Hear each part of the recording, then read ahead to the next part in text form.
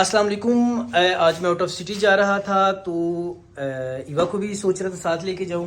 तो ये केज मैंने अभी ईवा के लिए लिया है। तो चले इस केज में जो है वो बड़ी कंफर्टेबल तरीके से स्टे कर लेगी। तो मज़ीद यहाँ पे माशाल्लाह से और भी बहुत सी अच्छी एसेसरीज़ हैं। मैं सुबह भी इनके पास आया था तो मैं इनके पास से ना कॉम्ब लेके गया हूँ। तो काइंडली मुझे ये एडवाइस भी कीजिएगा कि मुझे कौन सी कॉम्ब बेटर रहेगी, इस तरह की या फिर मैंने जो ली है वो मैंने ली है स्टील की इस तरह की। मज़ीद इनके पास और भी माशाल्लाह बहुत अच्छी एसेसरीज़ हैं। अभी हम ये केज लेंगे, ईवा को इस केज में डालेंगे। सिम्बा जो है ना, अभी मैं इधर आया था तो ये डॉग जो है पार्वो अटैक में, इससे पहले इसका एक और पपी इन भाई का पार्वो अटैक में हुआ था, अभी ये सेकंड है। तो मैं ऑलरेडी ईवा के बारे में बहुत ज़्यादा कॉन्शियस हूँ कि ईवा को कोई प्रॉब्लम ना हो। मैंने डॉक्टर साहब से रिक्वेस्ट किया है हमें थोड़ा सा गाइड करें ताकि हम जो है। अस्सलाम वालेकुम डॉक्टर साहब। अच्छा, इसमें ये है कि पार्वो एक बहुत डेडली वायरस है। ओके, इसमें वैक्सीन लाजमी है। ठीक है। वायरल जितनी भी डिजीजेज हैं उसके बारे में मैं ये कहूंगा कि ना सिर्फ पाकिस्तान में बल्कि पूरी दुनिया में वायरल डिजीज का कोई इलाज नहीं। ओके, ठीक है।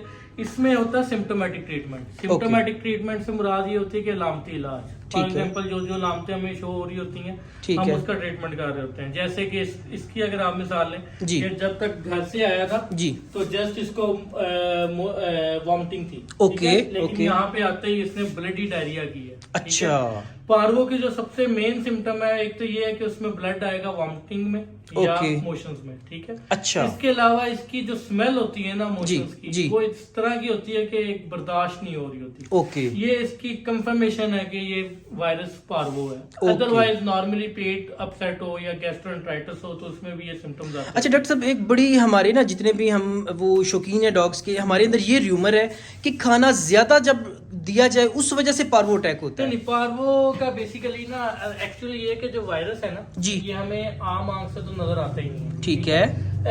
वायरस जो है हमें तो कुछ नहीं कह रहा जो पार्वो है। ठीक है। लेकिन हम उसको ट्रांसफर करने की रीजन बनते हैं। अच्छा, फॉर एग्जाम्पल ये डॉग है, इसके साथ अगर आप खेलेंगे ठीक है, आपके कपड़ों को ये लग जाता है। फॉर एग्जाम्पल आप इसके इमोशंस या इसकी जो फीड है जी वो आप चेंज करते हैं और हैंड वॉश किए बगैर सीधा आप जाके अपने दूसरे डॉग्स को ठीक है पपी को वो शिफ्ट होता है। खाना खाने का इसमें कोई तल्लक नहीं है, ज्यादा खाना खिलाने का। उसमें ये हो सकता है कि जो आप बात कर रहे हैं ना कि ओवर फीडिंग जी, उससे ये होता है कि वायरस हमेशा तब अटैक करता था जब बॉडी स्ट्रेस में होती है। ओके, ठीक है। अब जब ओवर फीडिंग हुई है तो पेट अपसेट हो गया। जब पेट अपसेट हुआ है, वॉमिटिंग लगी है या मोशंस लगे हुए हैं तो आपकी बॉडी ऑलरेडी स्ट्रेस में। ठीक है। तो किसी भी वायरल डिजीज का या बैक्टीरियल डिजीज का अटैक करना बहुत इजी है इनके लिए। ठीक है। तो उसमें ये होता है फिर वो क्योंकि बॉडी स्ट्रेस में थी, वायरस ने अटैक किया तो बॉडी उसको कंपैक्ट नहीं कर पाई, उससे लड़ नहीं पाई, तो जिसकी वजह से वायरल ने अटैक कर। इससे बचा कैसे जाए और किस एज तक इसका खतरा है? इसका लाइफ टाइम है। अच्छा, ठीक है। 40 डेज पे जो पपी है उसके बाद इसका ही आ जाता है। लेकिन ये है कि पपीज में सर्वाइवल जरा मुश्किल होता है क्योंकि उसकी इम्यूनिटी जो कुव्वत मुदाफियत है वो इस तरह डेवलप नहीं हुई होती क्योंकि वो अभी अंडर डेवलपिंग एज में होते हैं। ठीक है। इससे बचने का जस्ट और जस्ट वैक्सीन है। लेकिन वैक्सीन का भी हम ये नहीं कहेंगे कि वो 100% बचाएंगे। अच्छा, उसमें ये है कि चांसेस कम हो जाते हैं। ठीक है। और एक नॉन वैक्सीनेटेड और एक जो वैक्सीनेटेड है, अगर सेम सिवियरिटी का अटैक हुआ है ना तो जो वैक्सीनेटेड है उसके सर्वाइवल के चांस बहुत ज्यादा है। जबरदस्त। ओके हो गया। एज कम्पेयर टू एक नॉन वैक्सीनेटेड। ओके हो गया। इसमें एक वो आता होता है कैन ग्लोब का इंजेक्शन। ठीक है। जिस तरह वो कोरोना में आप लोगों ने सुना होगा कि जो जिसको कोरोना हुआ है जी उसका ब्लड लेके उसके सैंपल में से वो प्लाज्मा निकालते थे। इसी तरह एक कंपनीज ने जो पार्वो से सर्वाइवल डॉग्स होते हैं उनका ब्लड लेके उसके अंदर जो एंटीजेंस होते हैं उनसे एक प्रिपेयर किया हुआ सीरम, उससे हम ये कहते हैं कि 10 to 20% चांस इंक्रीज हो जाता है। और माशाल्लाह मैं अभी आया हूँ इन भाई के पास, ये भाई भी अभी मौजूद हैं। इससे पहले जो डॉग था माशाल्लाह डॉक्टर साहब ने उसको फुली तौर पे रिकवर किया है और अभी लापरवाही समझें भाई की या कोइंसिडेंस समझें कि कुदरती ऐसा हो गया, अब ये दूसरे डॉग को हो गया है। तो ये मैं कहता हूँ डॉक्टर साहब बहुत बड़ी अचीवमेंट है कि आपने माशाल्लाह से पार्वो अटैक से, मंडी बहाउद्दीन में हमारा मंडी बहाउद्दीन सिटी है तो यहाँ पे ये डॉक्टर है, अगर मंडी बहाउद्दीन के कोई भी देखे आप इनसे रब्ता कर सकते हैं। ये मियाँ वहीदुद्दीन पार्क है, पार्क के बिल्कुल सामने जो है इनका वो तकरीबन 1 से 2 साल से इनका एक क्लिनिक है। डॉक्टर भी हैं, एसेसरीज भी माशाल्लाह बहुत ज़बरदस्त हैं।